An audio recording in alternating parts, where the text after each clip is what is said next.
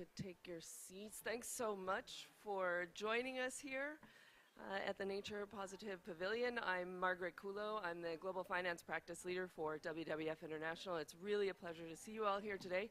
I don't know about you, I've been involved in a lot of really great conversations over the course of the day so far at the intersection between finance and nature, finance and biodiversity.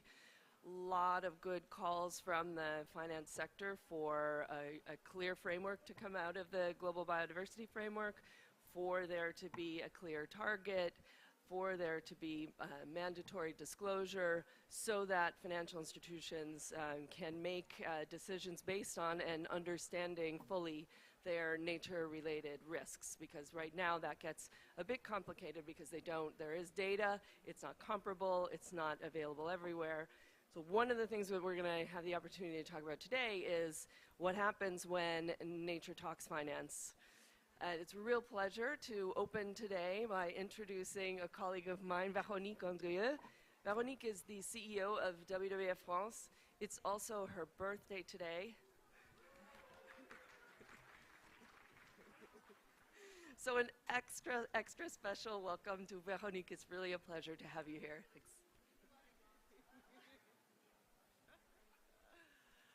Okay.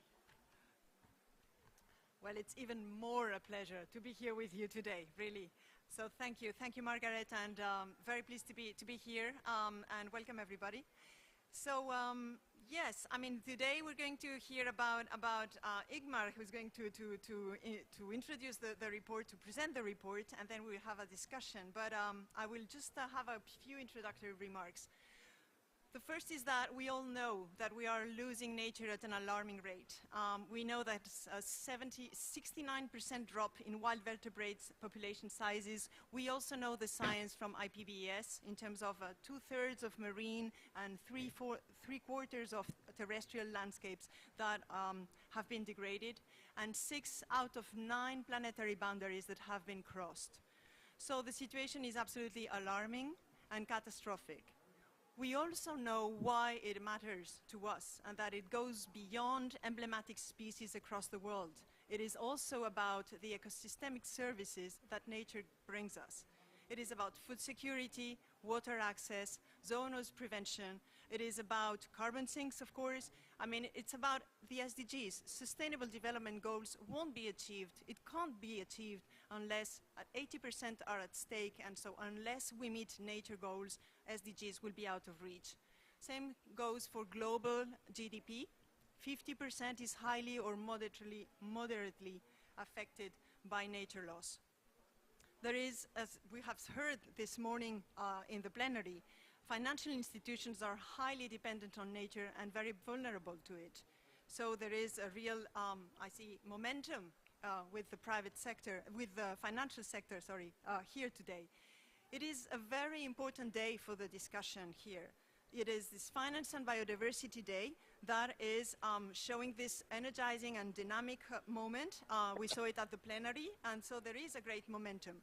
It's also great to see that there's a wide number of financial institutions attending today. So there's a lot going on in finance, both greening the finance and shifting the trillions, but also about financing green.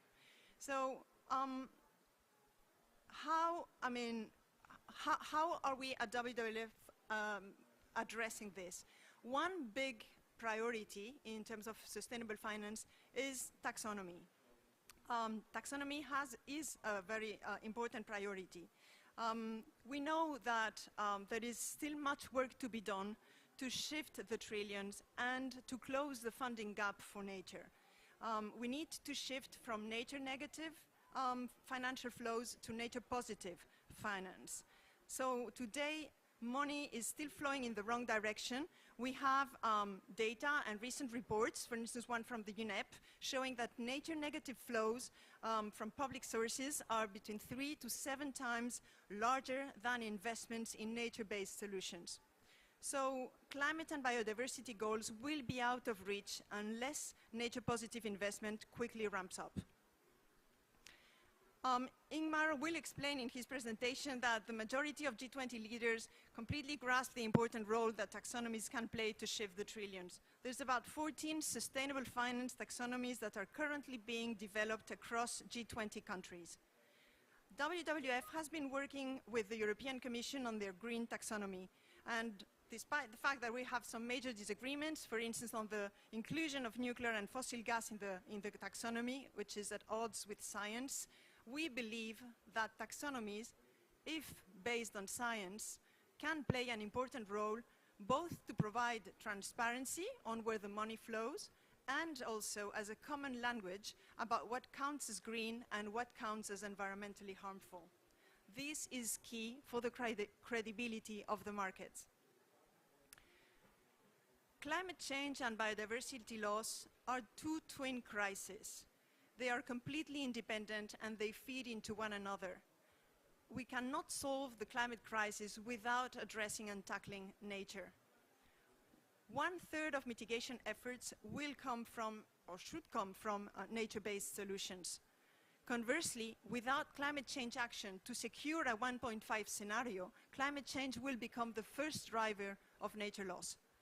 So there has to be an integrated climate and biodiversity agenda, and what we think very strongly is that a linear approach in terms of first deal with climate change and then we will address nature, that just won't work.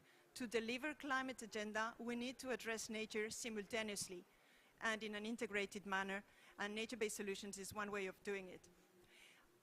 For instance, if we take G20 countries, the main focus in taxonomy remains climate only, which, well, as if nature were a blind spot. And so it is very important that we ensure that taxonomies include both climate and nature criteria.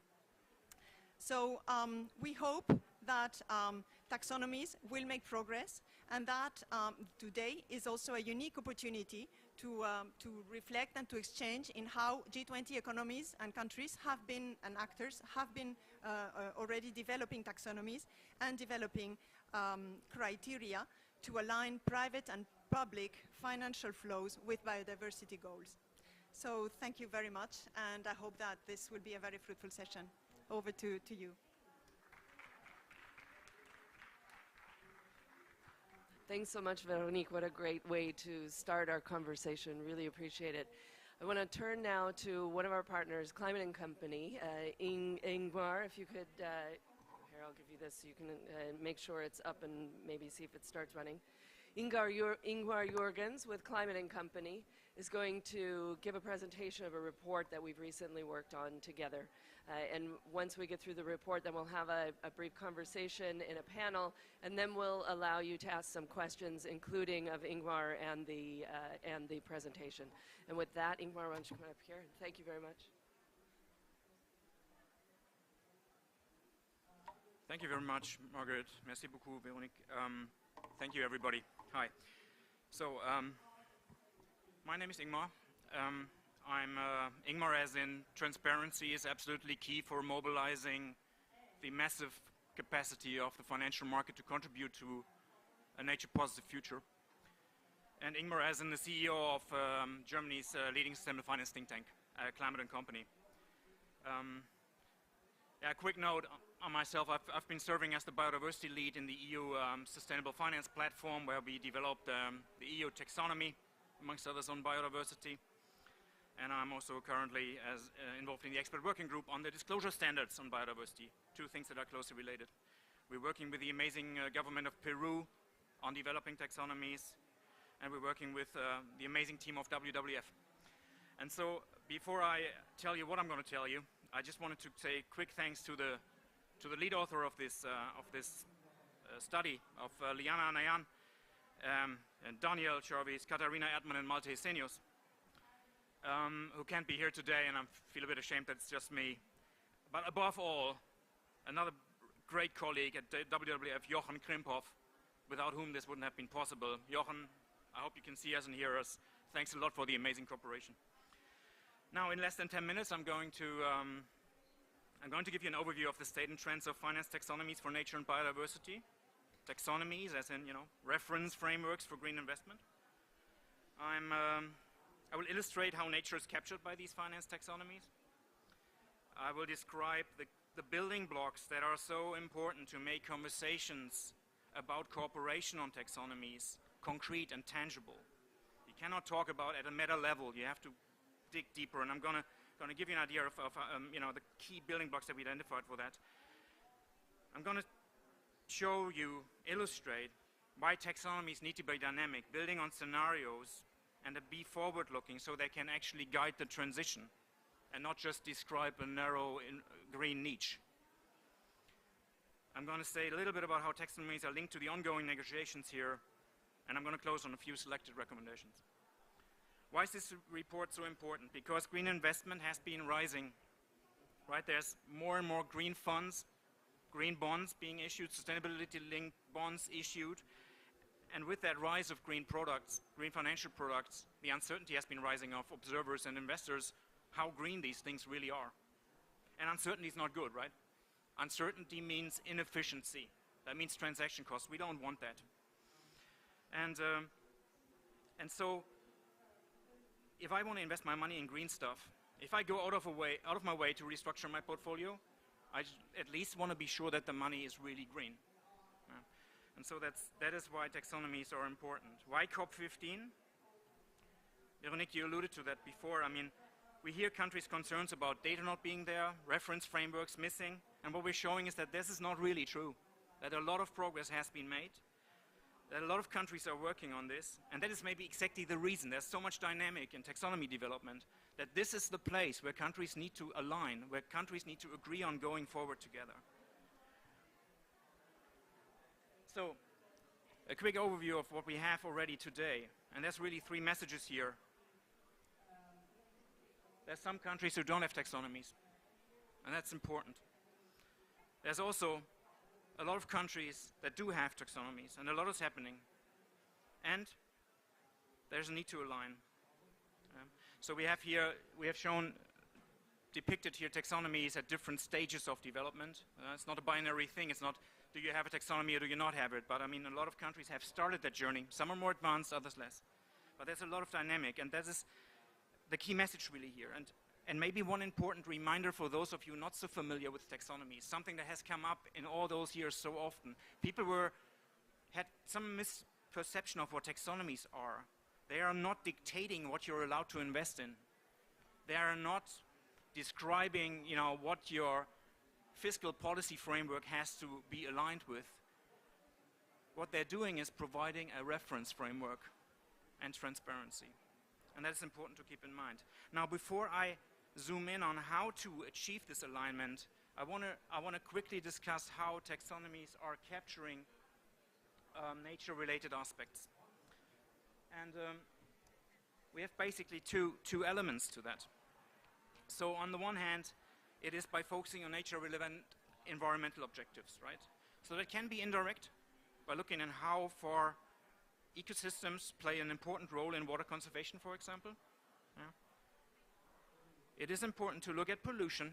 Again, not obvious, right? You always think let's just look at biodiversity, but pollution is obviously an important driver of, say, soil biodiversity or freshwater ecosystems. And then more directly on looking at the protection of biodiversity and ecosystems. So that's what taxonomies do. And that's a conversation to have, like what to focus on, what to include. And then there's the second dimension, which is the environmental performance metrics and thresholds. Yeah? So that's really defining the good and the bad stuff. Yeah? On the top, you want to, it's sector-based concept. You're trying to identify priority sectors, or, in financial lingo, material. Yeah, sectors where biodiversity impacts are material.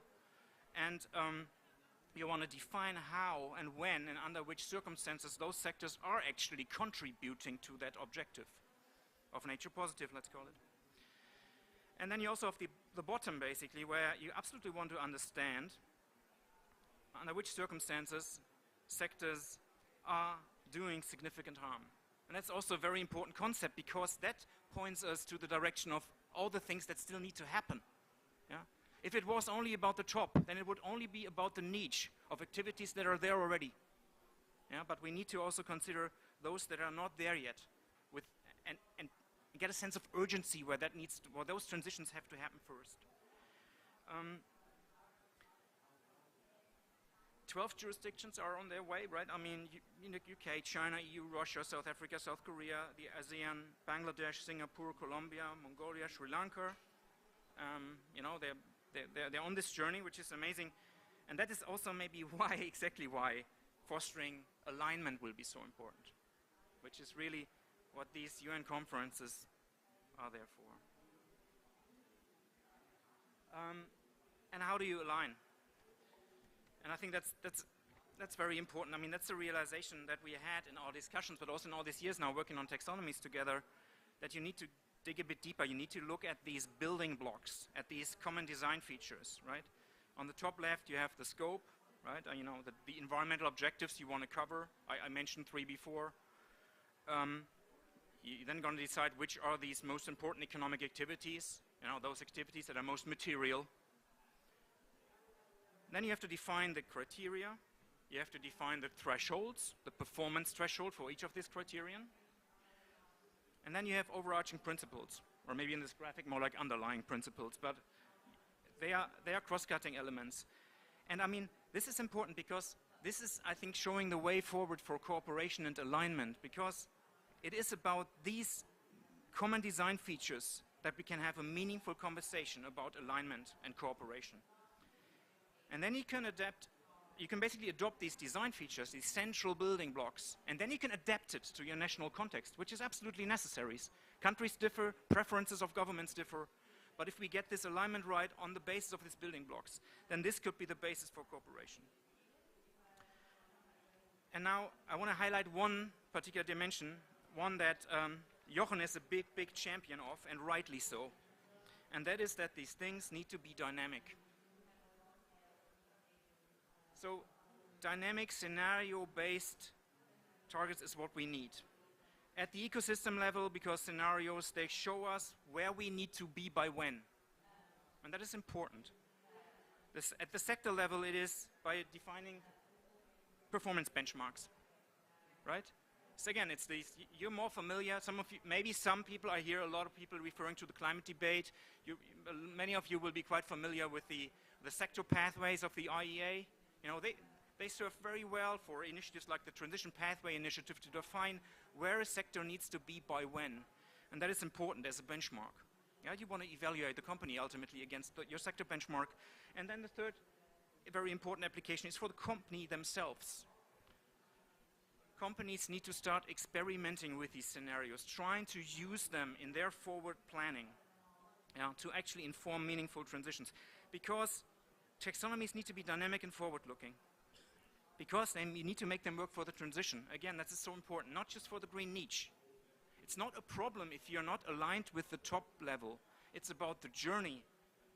And that has to be science-based, otherwise we are facing maybe the biggest greenwashing risk currently, and I call it transition washing, that everybody who didn't make it into the green taxonomy is going to say, yeah, but we're transitioning.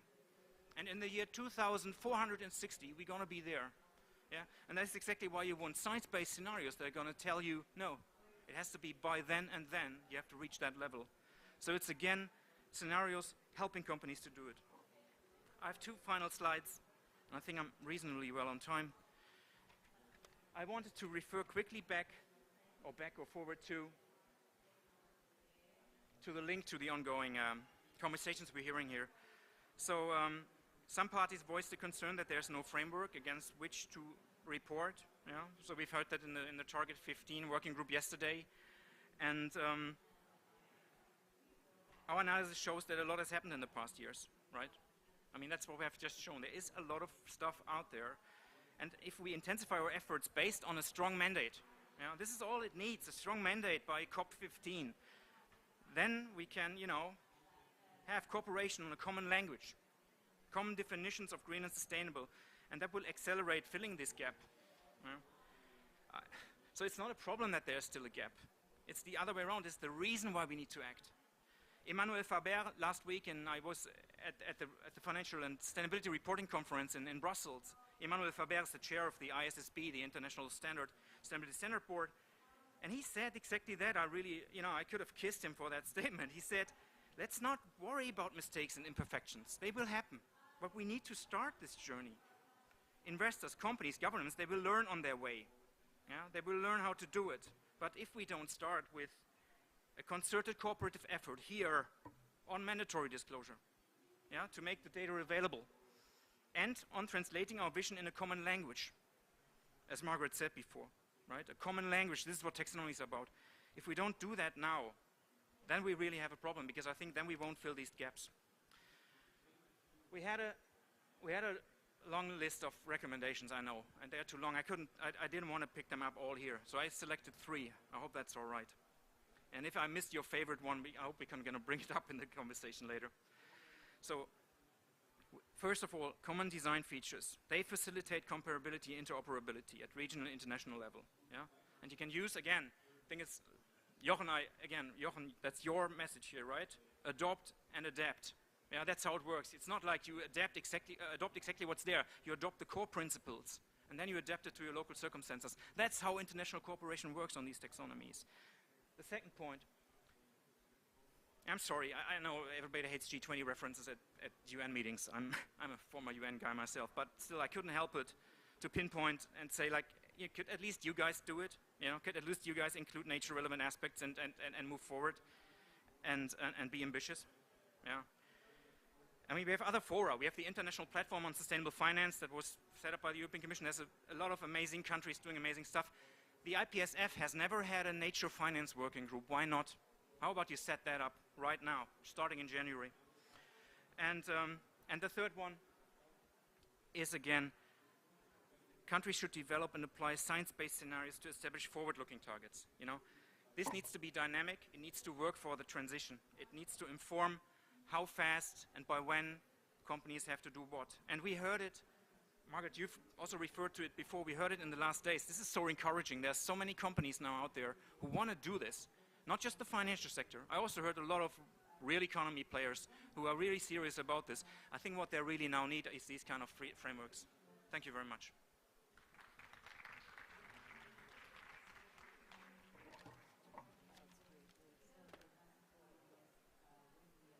Right, I'm gonna switch to panel mode now.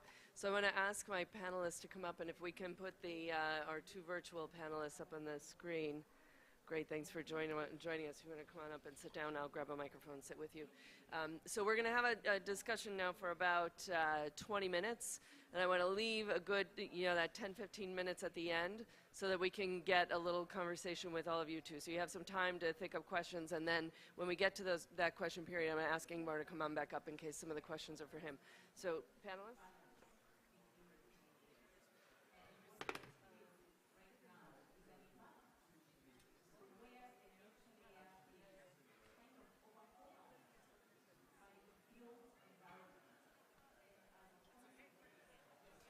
Hear me? Can you hear me? Okay, sorry. Just trying to find a geography so that we can also see you. So it's a real pleasure. Actually, before I introduce you, I just one comment, a thought from Ingmar's last point as he was finishing up his presentation. It brings me back to part of the reason that the TCFD, Task Force on Climate-Related Financial Disclosures, I'm modeling there. I think since we're doing Finance Talks Nature, Nature Talks Finance, we should spell out all our acronyms because we'll have a little bit of a mix of acronym worlds here. When the TCFD, Task Force on Climate-Related Financial Disclosures, was started under the Financial Stability Board, the idea was, with more information, with more disclosure, investors will make the kinds of decisions that will facilitate a smooth transition. And the Network for Greening the Financial System, NGFS, not that long ago put out a report about the closing window for exactly that smooth transition. So I think this really, your report, this conversation really couldn't come at a better time, regardless of the venue. A good point on the venue, but really every party needs to be having this conversation. So I'm super excited to welcome first online Sarah McPhail. So Sarah, if you could wave so everyone, oh, that's good, we have names too. So Sarah McPhail is joining us from South Africa. She's with the South African Prudential Authority. It's a regulator. She also was previously with the Finance Ministry. Jürgen, here on the stage with me. Jürgen Kern with KfW. Back up to the screen, Céline Souquin is here with us from AXA Investment Management, and then José Pugas with us from JGP, which is a Brazilian asset manager. So we have a good mix both of geography and parts of the system. And I want to remind you all again, please spell out the acronyms as you use them to facilitate the conversation. And I want to open with a question to Sarah. So we hear a lot about the EU taxonomy, and of course, Ingvar was talking about that, but it's not just something happening in the EU. So I think it would be really great to hear from you, Sarah, about what has been happening in South Africa. If you could describe your experience in setting up a taxonomy in South Africa. Thanks, Welcome. Margaret.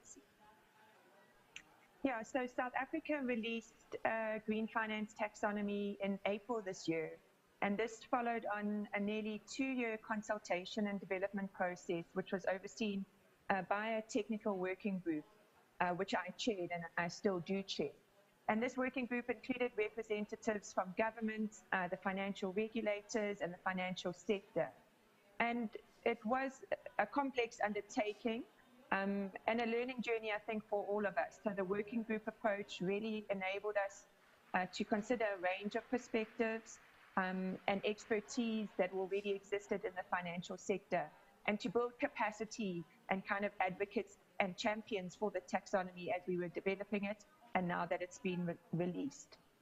In terms of the design, one of the decisions the working group took very early on was this adapt and adopt approach, and to follow international best practice. So the taxonomy is very closely aligned or very similar to the EU taxonomy. We selected the EU taxonomy, this was in around mid-2020, due to its global relevance, its comprehensive technical foundation, its influence on the expectation of international investors, and to ensure interoperability in global reporting.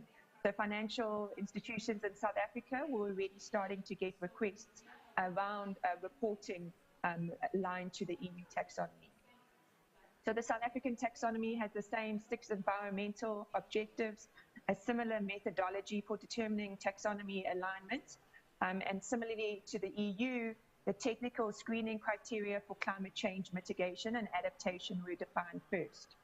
Where the adaptations were made to ensure local market acceptance and usability, this was, for example, in green buildings, as well as the adjustments for South African legislation. We also followed the recommendations from the EU technical expert group and not necessarily the final decisions by the EU Commission. So these were around the declining thresholds in the energy sector, as well as the exclusion of nuclear and gas in our version of the taxonomy. The major difference is also the South African taxonomy is a voluntary market tool. It will also be a living document and updated with time. And part of the reason of moving myself from the ministry into the regulatory authority was to think next what the regulatory steps and regulatory guidance would need to be. In terms of the interoperability, we worked with the EU Commission over the past year to do a comparison study. So it was commissioned by the EU, it was released last month in November, and it was undertaken by independent international experts, 3 academics who were part of the EU Platform for Sustainable Finance. The study found that the criteria for the significant contribution to climate mitigation and adaptation, the South African taxonomy was very similar or more ambitious for around 80% of all economic activities. And this was important to us to give European investors, I guess, the confidence and conviction to invest in South African green projects, because we rely on international investments for our just transition. I think what was interesting about this study is it didn't represent a view on equivalence. And although we did a lot of the technical details, we got a bit stuck on the wording. What does align mean?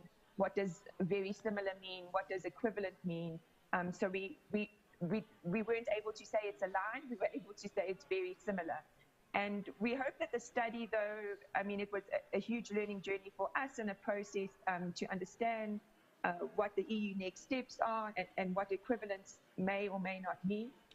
But we hope the study will inform kind of future regulatory developments on interoperabilities of taxonomies and disclosures. As an emerging market and the only African member of the G20, the governance of taxonomies and the interoperability is really important to us. So since the release of the taxonomy, in addition to this comparison study, we've also been undertaking case studies to develop tools and templates to apply the taxonomy. I think the biggest constraint has really been around the data and the reporting requirements and the capacity and capability to do this. So these kind of tools and templates we've developed were kind of a first step to assist users in addressing these gaps and building knowledge. The next steps are really around the governance, the regulatory and reporting requirements, and then the technical developments for the other 4 environmental objectives, including biodiversity, or in our case, we call it ecosystem protection and restoration. In terms of governance, we need to now review the role of the taxonomy working group. We ideally need to appoint an advisory panel, and we really want to advance kind of international operability, as well as this mutual recognition, which the report speaks to really well. For regulatory and reporting requirements, the prudential as well as our conduct regulators are looking at what is the appropriate hooks and mechanisms to say, although it's a voluntary tool, how can we encourage use? How can we embed the taxonomy into the financial sector with the issuance of regulatory guidance? We don't have any intentions to legislate the taxonomy at this point in time, and legislation is quite a cumbersome and lengthy process in South Africa.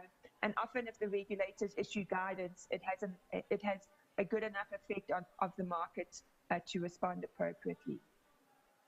In my opinion, given that our taxonomy is still voluntary, we need to, as the finance ministry, as well as on the regulators, kind of focus what is fairly limited capacity on embedding its use through ensuring interoperability.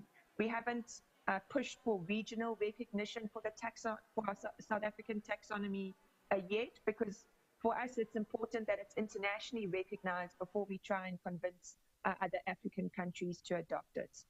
As I said, we need to reference it in our regulatory approach, and I think once we have these in place, then it will also justify an additional 2 years or longer for further developments in terms of technical criteria. We need to have that kind of level of confidence in the taxonomy as a market tool to stimulate green finance. So will it lower transaction costs? Will it increase access to capital for green assets? We don't really have that yet. And given the adapt and adopt approach still took us 2 years, I suspect developing biodiversity standards will essentially need to be done from scratch, because South Africa is a mega biodiverse country, and adapting and adopting from the EU, I think in most cases won't be relevant for us. So we'll need country-specific criteria and thresholds. In terms of scenarios and stress testing, the central bank did do a climate stress test add-on. It was kind of just an initial piece of work last year, but they're looking at doing a separate climate stress test in 2024 with South Africa's 6 biggest banks or systemically important financial institutions. So we're also still trying to develop appropriate scenarios for South Africa that can translate into financial metrics and the materiality concept that Ingmar mentioned earlier. You know, these kind of works, I think, you know, the linear approach is obviously not ideal, but I think in doing work in parallel, I think one of a key point would be is to do it in this kind of working group and collaborative approach, because I think the learning journey that everyone goes through in developing it, if it's led by the finance ministry, if the regulators are part of the working group, if the financial sector, and we had retirement sector, banks, insurance, venture capital, private equity, we had our stock exchange. It's important to have that kind of collaborative learning in the development of the technical criteria. And then just lastly, as a regulator, we take our policy guidance from international as well as local policy developments. A green finance taxonomy is obviously very useful in providing a consistent and credible approach, but it's also quite complex and has unintended consequences, which as a regulator, we need to think about in a lot of details. In South Africa, the taxonomy has been criticized for being too theoretical, for being too cumbersome, for being too similar to the EU and not appropriate for South Africa, and that the reporting requirements will actually block capital for the transition.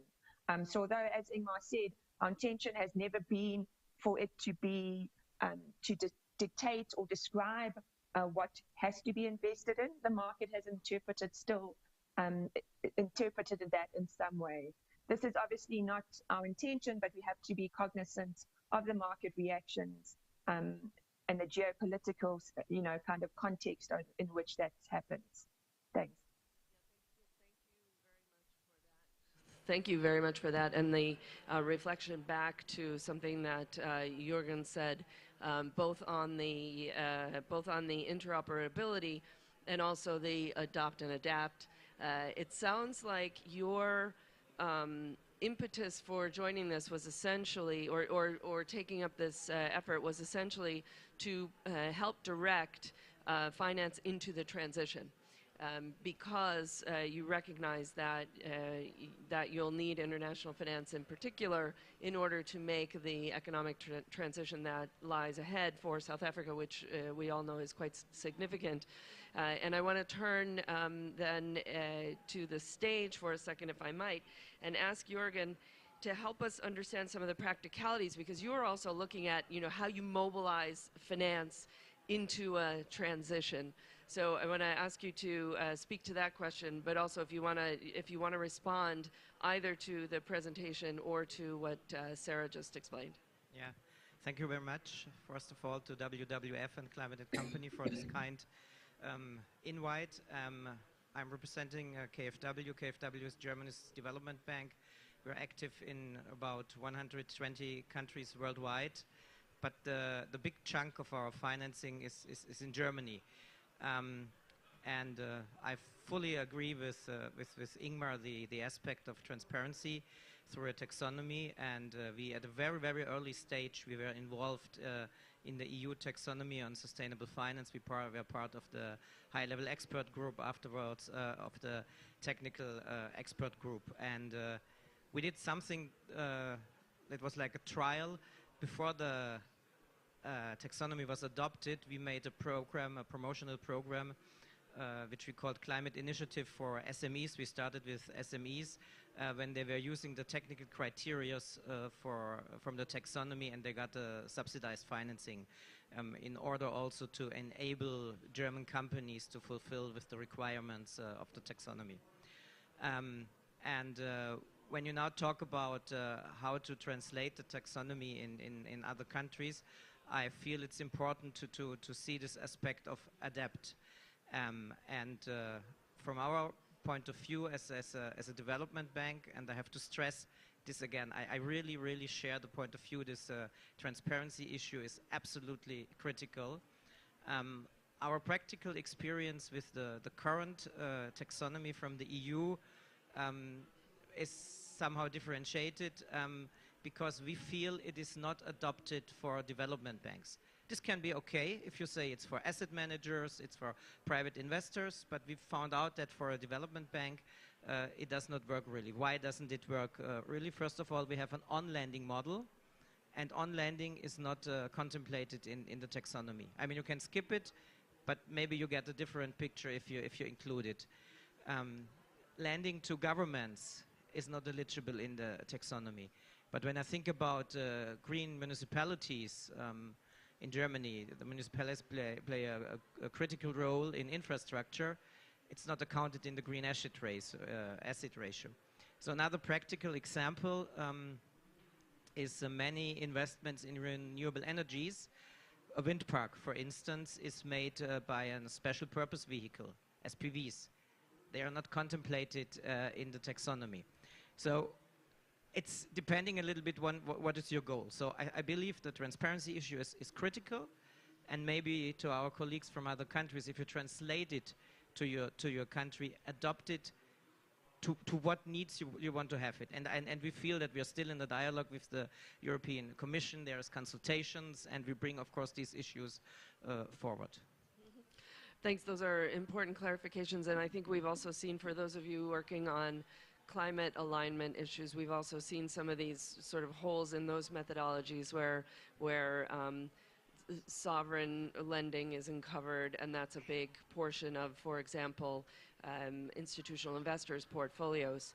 Can I ask you a quick follow-up comment on that? Because there's two sides of this that for which the taxonomies can be important, and as Dr. Jorgens, Ingvar, talked about earlier, it's as much defining the green space so that investors who are interested in going that direction actually have a way to identify, is this in fact green? For people who would like to purchase a, quote, green financial asset, they have a way to identify that. What does that look like for a development bank? Because you also are quite interested in moving green finance. How does a taxonomy or a common language to identify help you do that? So I would exclude the shortcomings that I mentioned before. So this year we will commit around about 50 billion for environmental and climate project. So that's a large chunk, part of our financing. And we also are one of the biggest emitters of green bonds. So with the taxonomy is coming the green bond framework, which will create even more transparency. So of course, even being a development bank, we could say we're a development bank. We don't care about the taxonomy or our green asset ratio, but for our refinancing, of course, this plays a role. Therefore, we are in these active discussions to adapt the taxonomy also to the need of development banks. And if you look, for instance, to our peers, to the EIB, they also will orient their financing to the taxonomy. So it makes pretty sense to say our own calculated green asset ratio at the moment, but we could say those 50 billions, we could also calculate them on the basis on the taxonomy, and you have the transparency throughout all the development banks. But therefore, we need a methodology that fits to the needs of a development bank. That's great. Thank you. Super clear. I want to go back to the screen again to a different kind of investor. I want to turn to Celine now. Can you describe your experience using taxonomies? I mean, what does a tool like this do for an asset manager who is quite interested actually in investing into this space? And I'll let you talk about that. And then the second part of the question is, how are you thinking about specifically incorporating biodiversity? Because we haven't gotten to that question yet, but I would love to hear, since AXA has been actually doing some work on this. So Celine, to you. Thanks a lot. When we talk about taxonomy, we talk about the common language we have to develop in terms of information, data, figures, to integrate biodiversity into our investment decision. At AXA, on biodiversity, we consider that biodiversity is an extension of our strategy, our climate strategy. And it's a little bit the same journey in a sense, because at very early stage, yes, we were founding member of the TCFD. We were part of the high-level group, which is at the origin of the EU taxonomy. So our objective is always to contribute to build this common language, because yes, we need data, we need the disclosure to orient the financial flow. We need targets, we need scenarios. So that's how we will succeed together. All stakeholders, but also it's the way we will achieve our own climate and biodiversity target. That's why we are member now of the TNFD, and it's a common work with WWF, because together we call for the creation of the TNFD when we published together in 2019 the report entitled Into the Wild. I see the continuity with the report published today in a sense. And yes, in the TNFD, a new version of the beta framework of the TNFD is currently under public consultation. It's important to notice it. We expect from a lot of feedback. And yes, there is first proposal around scenarios. The TNFD is I do believe that everybody is now familiar with TNFD, but it's very it's a mirror of the TCFD, and we have integrated both risk, impact, and interdependencies. It's about the risk taken by biodiversity loss, but it's also about the impact from the industry, from the private sector on nature. So we are in this double approach. And we have released a paper on an attempt around the scenario, but we want also to set a framework for target setting. And of course, we are working a lot now on the metrics also. And the first attempt on the metrics will be available in March. So that's the calendar, and the whole TNFD framework will be available in next September in 23. And my hope is that the TNFD could be also a reference, as the TCFD is now for all regulatory development in a lot of geographical area, and we do hope that the TNFD could have the same role as the TCFD play today.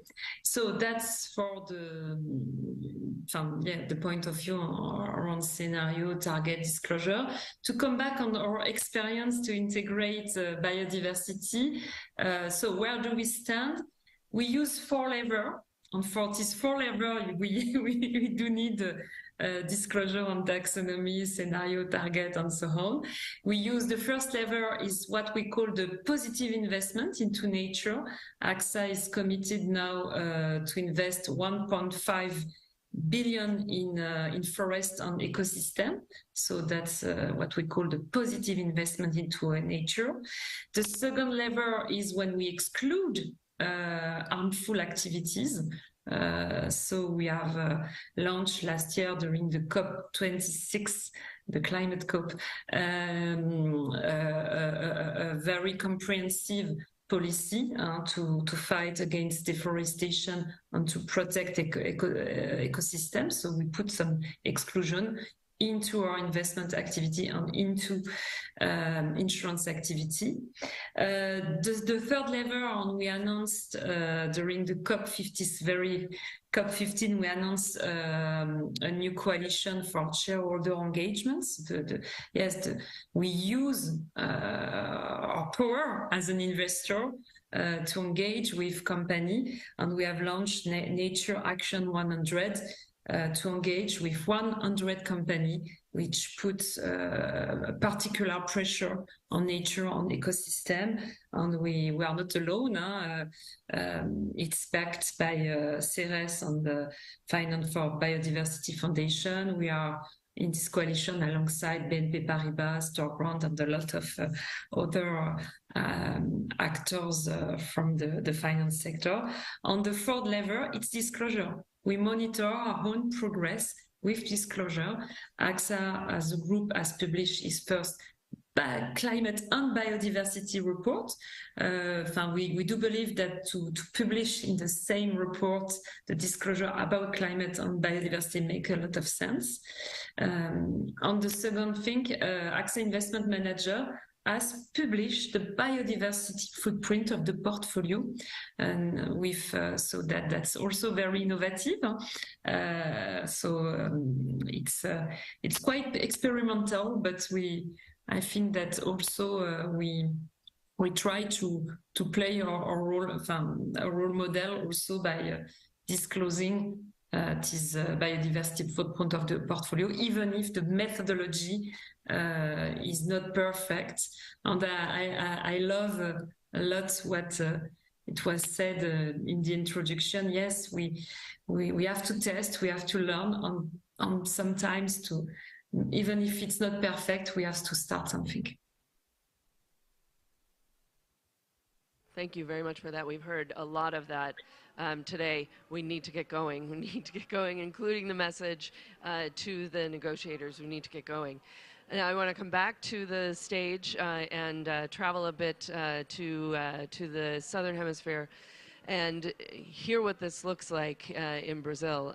Now, you've got an impact, basically focused asset manager here on the stage with us, and we get to hear about what an active engagement approach looks like, focusing extensively on nature positive investment. How does that actually work? Well, hello?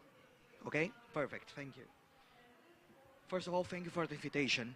It's great to be here. When we think about Brazil, we don't think as a financial powerhouse. We are not a financial powerhouse. We have less than 3% of the total financial AUM in the world, so we are not a financial powerhouse. But when you look out at our natural capital, yes, we are a powerhouse. And so we have a huge asymmetry here. We have few financial assets, but plenty of natural capital under our watch. And additionally, we have a lot of political volatility, so we can't trust exclusively on political policy, on public policies. We have to trust in ourselves. So the financial sector has a major role on supporting public policies in Brazil and safeguard the natural capital, the social capital, and the cultural capital in Brazil.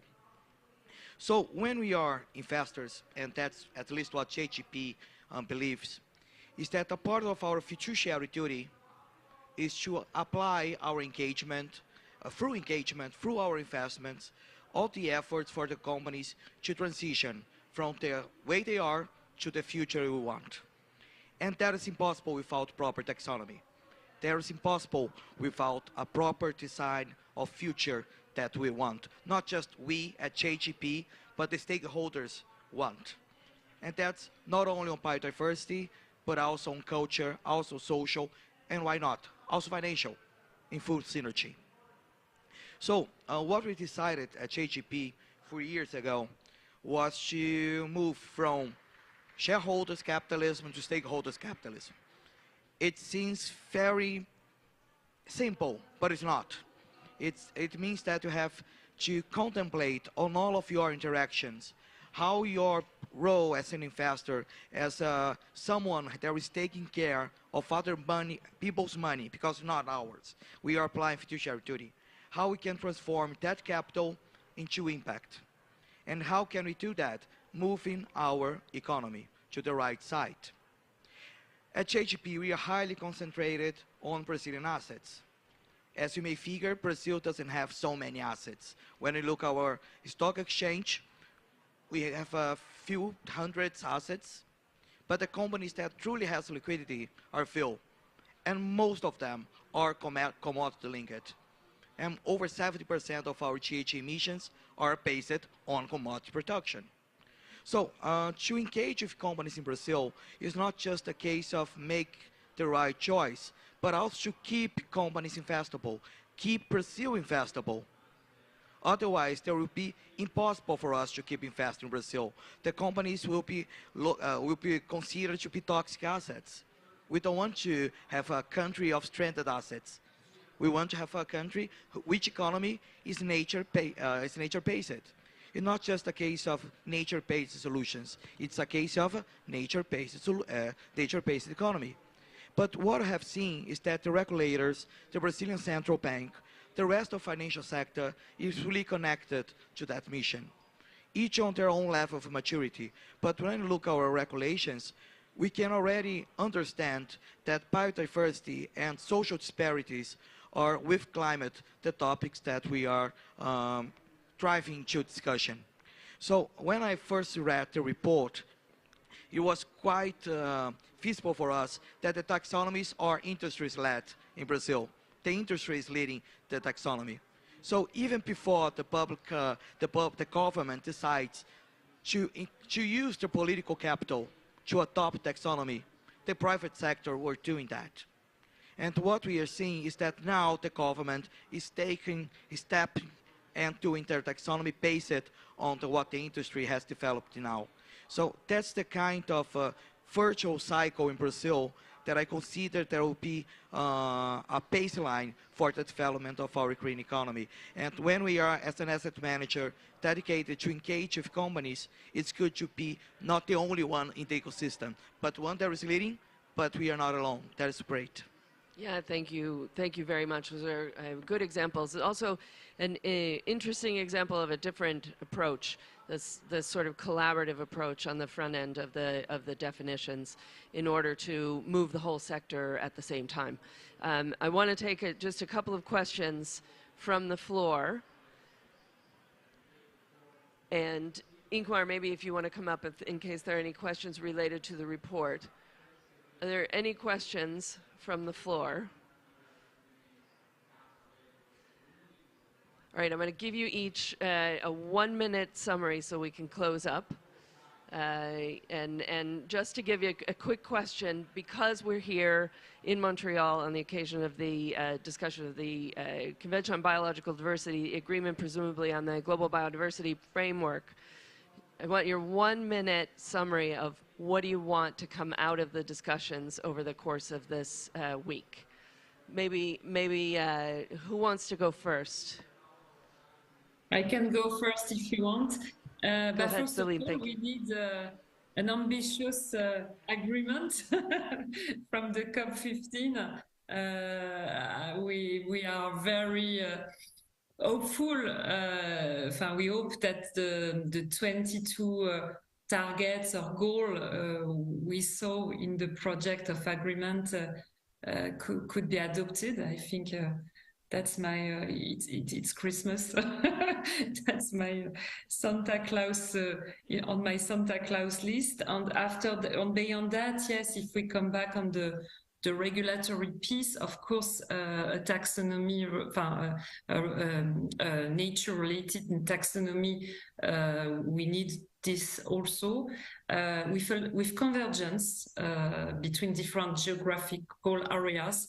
And that's something which are in the recommendation of the report, and I think I want to insist on that because from an operational point of view for investor on private company, it's key to have this convergence. And a last thing, that we capitalize on the effort made by the TNFD, because we need to go fast, and we can capitalize on the work which is currently done, on the effort deployed with a lot, which is all the more interesting that it's co-built with what we call the real economy on the finance sector. That's a very good list if Santa is listening. If Santa is listening, that's a very good start of the list. Why don't I come to you next, Josué? What do you want to see? What's on your Christmas list or your birthday list for Veronique? Happy birthday. Well, I think that financial sector is not known for being optimistic. We are naturally very pessimistic most of the times. I'm not so much optimistic about how everything's going on the negotiations here, being quite transparent. But I think that independently on that, and look what happened in Brazil, The financial sector and the private sector has already realized that biodiversity is a risk, but also a major opportunity. If there is no agreement on resource mobilization or mandatory disclosure or any other topic here at CBT COP, we are going to make on our own way. It will not be good. It will be very confused. But you call the private sector, and the private sector listened to the call and came. And now we understood there is part of our role to act upon nature. If that's our role, we are not going to wait for 2 more years. So I think there's a clear message for all the negotiators, everyone that is here, is that there is private resources that once should be mobilized to add to public finance and make a difference. If the public finances is not available, we are. But if there is any kind of public guideline from where to invest, how to disclose, we are going to make our own choices. And in 2 years, what is going to happen is that we have to solve all the mess that we are going to create, because there will be 1,000 different strategies, each one going on each way, and will not be pretty.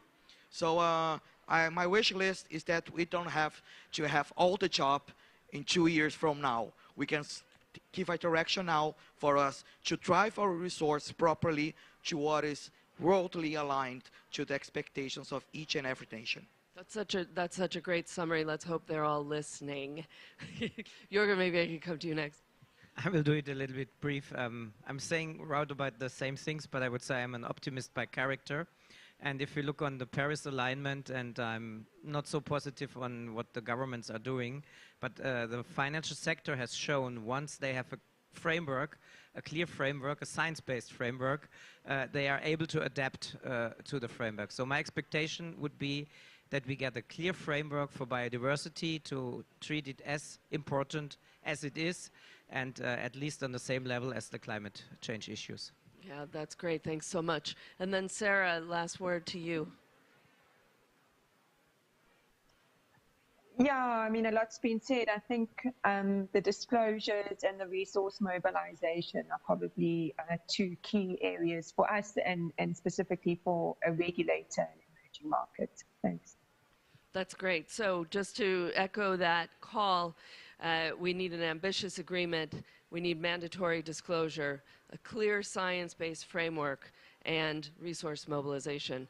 Thanks so much. It's really been great to have you all here. Thanks, Ingmar, for the presentation. Really, I recommend the report to all of you. Thanks a lot, Sarah and Celine, for joining us online.